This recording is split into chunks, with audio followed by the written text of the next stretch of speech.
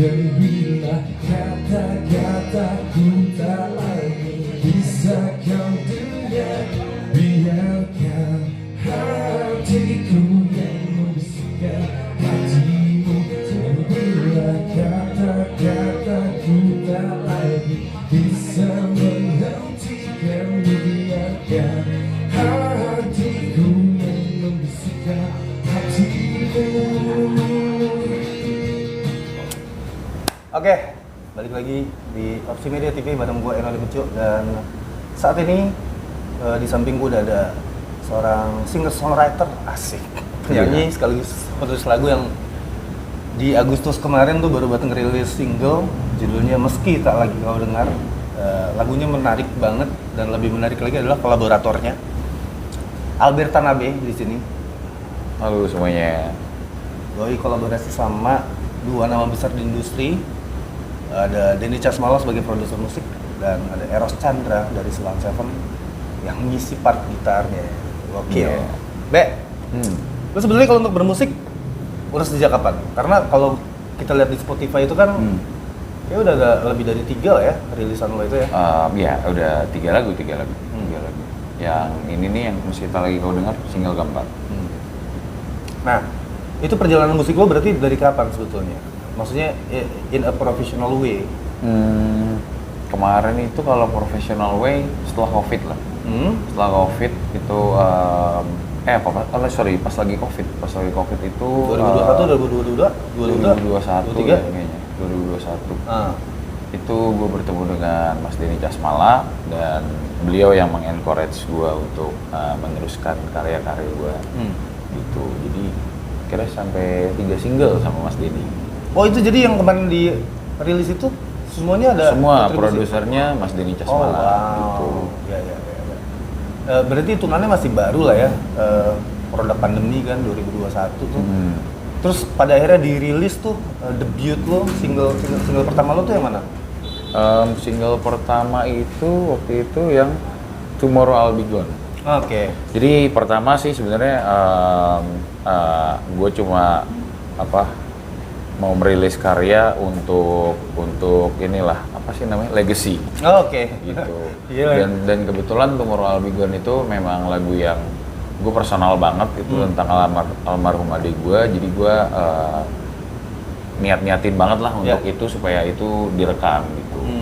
Nah dari situ gue ketemu sama Mas Denny Casmala dan beliau mengencourage gue untuk kayak rekam lagi lah be karya-karya yang lain, rekam lagi. Dan ya thank you banget buat Mas Den Cas supportnya ya dan ngasih gue semangat terus untuk terus berkarya gitu. Dan akhirnya lo memutuskan untuk oke lah nih gue di musik nih gitu kan. Dan akhirnya merilis single-single yang lain sampai pada akhirnya single yang terbaru adalah Meski Tak Lagi Kau Dengar. Terus kemudian itu tiba-tiba ada nama Eros Chandra muncul di situ. Itu gimana ceritanya Pak? Jadi dari Mas Den juga kayaknya. Ya dari kehidupan sih, dari jalannya kehidupan. Jadi aku tuh memang sama Mas Eros Chandra itu emang gue ngefans berat juga. Beliau adalah idola gue. Gue tuh kenal dari 2011 mungkin 2011an. Kita memang sering bertemu. Gue memang dulu sering banget zaman masih aktif ngeband tuh. Sering banget kalau punya karya, Mas Eros dengerin, Mas Eros kasih pendapat. Jadi itu memang kita dulu sering kayak gitu. Oh jadi sebelum lu terjun sebagai solois di 2021, lu dulu sempat ngeband dan sempat berkarya? Iya. Sempat ada rilisan ya? Kagak sampai kelar pak. Apa Jadi, band lo? Biasalah band ya, bikin demo, ya bubar, bikin demo, bubar, gitu-gitu aja terus sampai tua. Ya? Ada dinamikanya lah kalau band emang karena kepalanya kan banyak kan. Iya. Nah, soalnya pada akhirnya kerja bareng lah sama Eros. Iya. Itu lu yang approach doi gitu atau dibantu Mas Den pasti kan?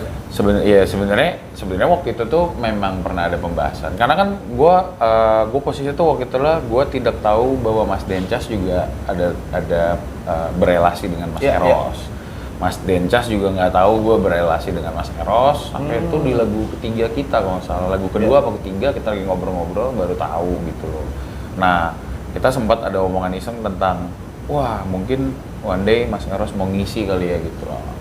Gitu sih. Nah terus akhirnya terjadi tuh one day itu kita lagi pergi bertiga, aku Mas Eros sama Mas Dencas lagi di mobil, lagi ngomongin tentang karyaku. Terus ya kita membahas tentang aku sih iseng gitu loh. Mas Eros bantu isi dong gitu. Celutukan ngarep tuh ya sebenarnya ya. Celutukan doa gitu.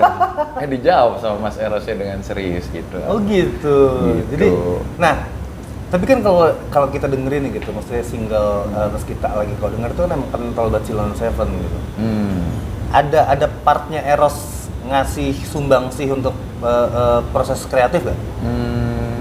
Sebenarnya kalau proses kreatif sih enggak ya, lebih mungkin aku dan Mas Den kita tektokan, dan memang kita mungkin kalau dari aku pribadi aku memang juga lebih menskenariokan lagu itu untuk Mas Eros isi gitu. Oh, jadi emang lu tahu nih ibaratnya punya ini lah ya, punya afirmasi bahwa ini lagu ini harus bisa nih di-collab sama Eros gitu kali ya. Oh, karena emang coba teman-teman dengerin aja di digital streaming platform udah tersedia. Meski tak lagi kau dengar, itu si Sheila on 7 abis sih menurut gue ya. Maksudnya lumayan kental lah dengan itu. Enggak loh, yang mana Sheila on 7 banget sih. Enggak, maksudnya ada unsur itunya Mas. Yang mana sekarang tuh emang industri lagi ada istilah baru. Apa tuh? Kalau sore itu Ade Paloh gitu ya, itu punya legacy namanya Paloh Pop. Begitu banyak musisi yang pada akhirnya merilis karya dengan unsur Paloh Pop gitu kan. Sekarang nih muncul nih Sheila on 7 Pop nih gitu kan. Ada Perunggu, ada Juicy Lucy juga kental dengan nuansa Sheila on 7-nya gitu. Dan itu juga terdengar di single lo itu gitu kan. Makanya pertanyaannya adalah pada saat proses kreatif ada keterlibatan enggak, atau memang yaudah nih materinya Mas Eros lu isi terserah lu kayak gimana? Terserah aja sih sebenarnya. Cuma memang kalau dari gue pribadi ya karena emang Sheila on 7 ataupun Mas Eros memang influence yang besar buat gue musik gitu. Jadi ya siapa yang enggak ya kan? Sih gitu. Nah, pada akhirnya terjadilah gitu kan. Konon kabarnya tuh butuh waktu setahun ya untuk pada akhirnya dirilis. Itu kenapa? Alasannya kenapa? Sebenarnya sih setahunnya itu karena satu gue sakit, jadi sempet kita tektokan tektokan lagunya dengan Mas Den gitu. Wah, ada yang perlu direvisi. Terus Mas Den lagi ada kesibukan 3 bulan. Habis Mas Den kelar kesibukan 3 bulan, gue sakit. Waktu itu tuh suara gue hilang deh, sempat sebulan. Lu lupa naruhnya di mana tuh gimana hilang? Gitu.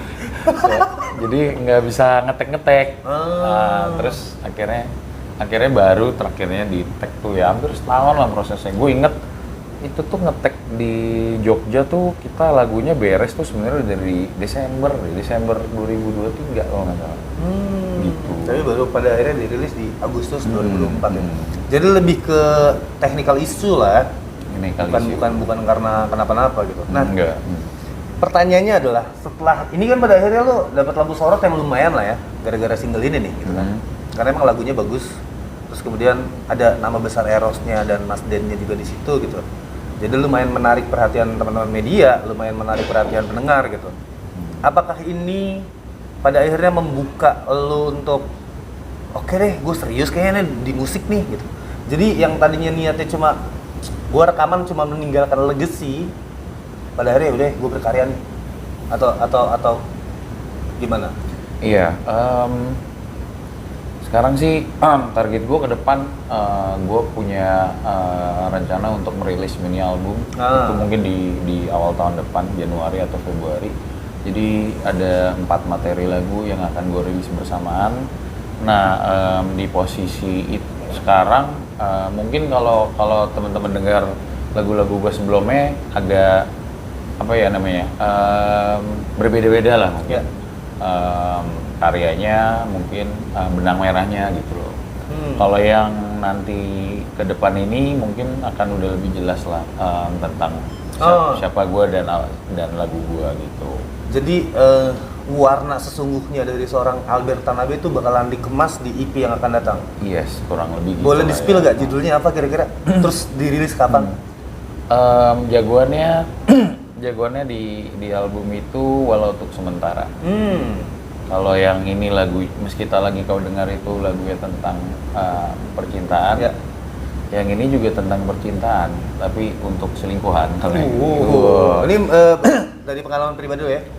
Dari pengalaman temen aku namanya Fahri ya. Oke, itu kapan rencana rilis? Bisa Kita di-spill mungkin nggak? mungkin Januari atau Februari. Oh, berarti dalam waktu dekat sekali nih ya? Iya. Karena ini take-nya Desember. Gue masih lagi nyari ini, mau nyari vokalis cewek buat ngisi. Jadi barangkali ada yang kalian yang nonton gitu, di antara kalian yang nonton ada vokalis cewek, bisa kali ini kontak-kontak Abi. Bisa. Oke, Be, thank you so much udah ngeluangin waktu buat ngobrol sama gue. Teman-teman silakan Sama-sama. langsung aja meluncur ke digital streaming platform, semuanya ada di Spotify, ada iTunes, ada, cari aja Albert Tanabe meski tak lagi kau dengar. Dan pantau juga mungkin media sosial Instagram lo ada Albert Tanabe. Albert Tanabe untuk tahu mungkin panggungan-panggungan terdekatnya Albert atau mungkin karya-karya terbarunya yang tadi barusan di-spill. See you. Thank you.